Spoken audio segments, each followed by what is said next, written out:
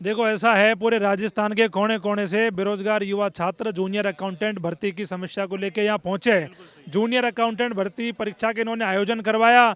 उस समय इन्होंने भर्ती प्रक्रिया में क्वेश्चन जो ये डिलीट कर रहे हैं उन पे क्या इनकी पॉलिसी रहेगी। आज इनका दावा है कि हम इन पे बोनस देने का कार्य कर रहे हैं। मैं इनसे पूछना चाहता हूँ, कर्मचारी चयन बोर्ड के अध्यक्ष जी से, सचिव जी से, कि आपने क्यों नहीं बताया विज्ञप्ति में, आज आप इस नियम का हवाला दे रहे हो। ये सभी छात्र मांग कर रहे हैं कि जो पहले जो सिस्टम चला आ रहा था वेटेज वाला, आप उसी के आधार पर बच्चों के साथ में न्याय करिए, क्योंकि प्रक्रियाधीन भर्तियों में आप ऐसा करते हो छात्रों के साथ में कुठाराघात है, और ये नियम कहीं भी छात्रों के साथ में जस्टिफाई नहीं करता है। ये तमाम युवा शक्तियाँ इसलिए पहुंची हुई है कि जो पुराना सिस्टम है उसी पे कर्मचारी चयन बोर्ड काम करे और चुनाव आयोग से परमिशन लेके इस भर्ती के रास्ते खोले, क्योंकि तमाम भर्ती परीक्षाओं के परिणाम यहाँ पेंडिंग पड़े हैं। क्योंकि अभी तक चुनाव आयोग का वहाँ से कोई रेस्पॉन्स नहीं है, कब परमिशन मिलेगी, कब परिणाम आएंगे। तो कहीं ना कहीं कर्मचारी चयन बोर्ड की तरफ से बहुत ही ढीला रवैया यहाँ पे देखने को मिल रहा है, और इसी प्रकार से चलता रहा छात्रों को बड़ी समस्या उठानी पड़ रही है। आगे ये छात्र यहाँ बैठे हैं, यहाँ पे अध्यक्ष जी से मुलाकात हुई नहीं है, अध्यक्ष यहाँ पे है नहीं, फोन पे बात हुई है, वो कहीं बाहर है। छात्र इंतजार कर रहे हैं कि वो मिले और उनको समझाएं कि वो कैसे कार्य कर रहे हैं, क्यों कर रहे हैं छात्रों के साथ में ऐसा। तो जब तक छात्रों की मुलाकात नहीं होगी, छात्र यहाँ पे बैठे धरने पे और इंतजार करते हैं कब अध्यक्ष जी आते हैं, कब उनसे मुलाकात होगी। डेलीगेशन यहाँ पे गया था और सचिव साहब से वार्ता हुई है। सचिव साहब कह रहे हैं कमेटी बना के हम तय करेंगे क्या करना है क्या नहीं करना। मैं सचिव साहब से भी कहना चाहता हूँ, आपको कमेटी अगर यहाँ पे बनानी थी तो आप पहले बता देना इस भर्ती में नियम क्या होंगे क्या नहीं होंगे, क्यों आपको जरूरत पड़ रही है कमेटी बनाने की। तो कहीं ना कहीं ये सब जो वो चीज़ें हैं, जब इनके पास जवाब नहीं है तो ये कमेटी का हवाला दे देते हैं। इन कमेटी का कोई अता पता नहीं है, ऐसा कुछ भी नहीं है कि कमेटी इस पर काम करेगी। ये कोई मुद्दा ही नहीं है तो इस पर कमेटी का जो ये गठन करें, बिना कमेटी के जरूरत ही इस मुद्दे को हल किया जा सकता है। सीधी सी बात है कि जो सिस्टम पुराना चल रहा है वेटेज का, उसके आधार पर कर्मचारी चयन बोर्ड काम करे, जिससे छात्रों के साथ में न्याय मिले। की बात के विज्ञप्ति में की गई थी, पहले जो विज्ञप्ति जारी हुई थी उसमें ऐसी कोई बात नहीं की गई। आज तक जितने भी बोर्ड है जो एग्ज़ाम करवा रहे हैं आरपीएससी और अदर स्टेट के भी, तो उन्होंने ऐसा कोई प्रावधान नहीं होता है, सब में वेटेज का सिस्टम होता है। और अध्यक्ष साहब का 11 मार्च का एक ट्वीट आया था, उसमें किसी को रिप्लाई करके उन्होंने बोला था कि सीईटी के अंतर्गत जो भी भर्तियाँ प्रक्रियाधीन है उनमें नियमों में कोई भी चेंज नहीं किया जाएगा, वो जैसे चल रही है वैसे चलेगी, उसमें किसी प्रकार कमेटी का कोई गठन नहीं किया जाएगा।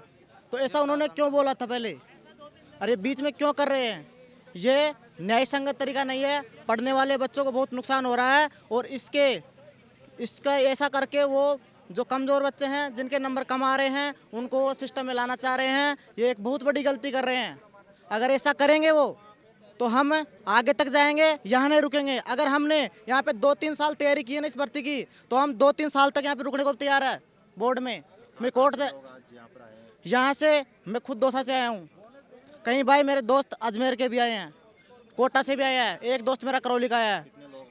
कम से कम यहाँ पे 200-300 लोग आज आए हैं यहाँ पे, और आगे टेलीग्राम ग्रुप में डाल देंगे कि आ जाओ, बोनस देने का प्लान बना चुके हैं यहाँ पे, क्योंकि यहाँ पे भीड़ इकट्ठी होगी और यहाँ पे अगर बैठेंगे बच्चे तो कुछ होगा।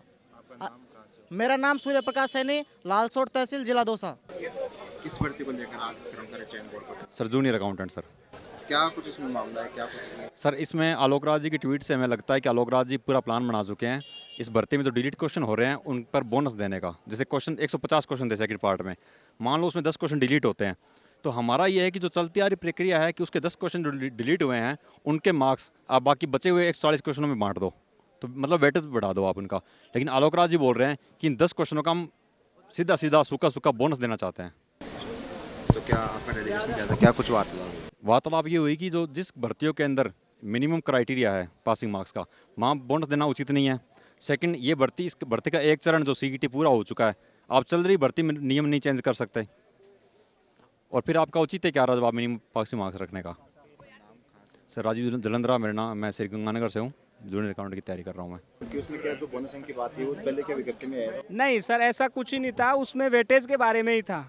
जो आज तक जितनी भी भर्तियां हुई है चयन बोर्ड की, उनमें यही है कि जो क्वेश्चन डिलीट होगा उनका अंक उन क्वेश्चनों में जोड़ दिया जाएगा और सब अंक में पॉइंट कुछ बढ़ जाता है, वो अंक का वेटेज बढ़ जाता है क्वेश्चन का। परंतु अब एकदम ये चीज़ जो एग्ज़ाम का रिजल्ट अंतिम चरण में है और वहाँ पे ये चीज़ लाई जा रही है, तो हम कहीं ना कहीं धोखा महसूस कर रहा है। और 2 दिन से हम मानसिक रूप से काफ़ी प्रताड़ित है स्टूडेंट, और ये इस पर कोई सुनवाई कर नहीं रहे हैं। तो हम चाहते हैं कि अध्यक्ष साहब वापस ट्वीट करके हमें या तो जानकारी दे, वो यहाँ पे नहीं है कि, और या इस प्रक्रिया को आने वाले वैकेंसी के लिए वो अप्लाई कर सकते हैं। बात हुई थी कि बोर्ड अध्यक्ष नहीं सर, वो यहाँ है ही नहीं। हाँ, का डेलीगेशन गया था, क्या डेलीगेशन गया था, उन्होंने आश्वासन दिया कि हम इसके लिए कमेटी बना रहे हैं। तो हम चाहते हैं कि सर कमेटी क्यों बना रहे हो जब इस चीज़ की मांग ही नहीं रखी गई, हमें बोनस दिया जाए, कोई विद्यार्थी आया ही नहीं यहाँ, तो आप ऐसा क्यों कर रहे हो अचानक? तो वो अपनी मनमानी अगर ये कर रहे हैं तो सर ये गलत है।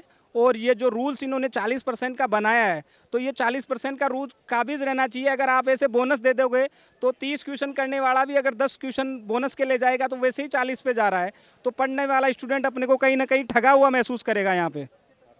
मेरा सर नाम विनोद तिवारी है और फागी तहसील का रहने वाला हूँ मैं, और मैं काफ़ी समय से इसकी तैयारी कर रहा था। तो अब अगर हम तैयारी करते हैं और हमारे साथ ऐसा धोखा होता है तो फिर विद्यार्थी कहाँ से तैयारी करेगा? अंतिम चरण में जब प्रोसेस वैकेंसी की चल रही है तो कहाँ तक उचित है इसको?